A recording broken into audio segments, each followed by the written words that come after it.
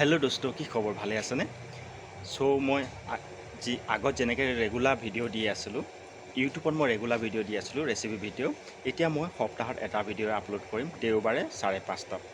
আৰু প্ৰত্যেক সপ্তাহে এটা ভিডিঅ' আপলোড কৰিম, কিয়নো ভিডিঅ' বনাবলৈ অকণ অসুবিধা হয়, কাম কৰি থাকোঁ আৰু লোকৰ হোটেলত কাম কৰি থকা হয়। তাৰ মাজতে ভিডিঅ'বিলাক এডিট কৰিবলৈ, ভিডিঅ'বিলাক বনাবলৈ, ৰেচিপিবিলাক বনাবলৈ বহুতখিনি অসুবিধা হৈ যায়।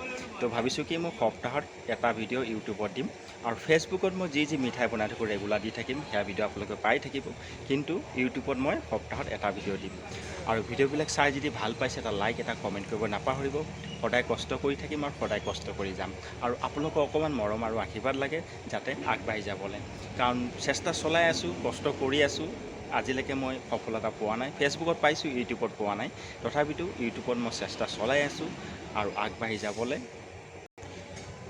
যাবলৈ। আৰু চাওক, এটা ৰেচিপি ভিডিঅ' বনাবলৈ কিমানখিনি বস্তু দৰকাৰ হয়, সেইখিনি বস্তু গোটেই কিনি মেলি ৰেচিপি এটা বনাবলৈ বহুতখিনি অসুবিধা হয়। তাৰ মাজতে মই সেই গতিকে ভাবিছোঁ সপ্তাহত এটা ৰেচিপি দিম, আৰু যিটো ৰেচিপি ভিডিঅ' দিম, ভাল ৰেচিপি ভিডিঅ' দিম যাতে দৰ্শকে চাই পচন্দ কৰে।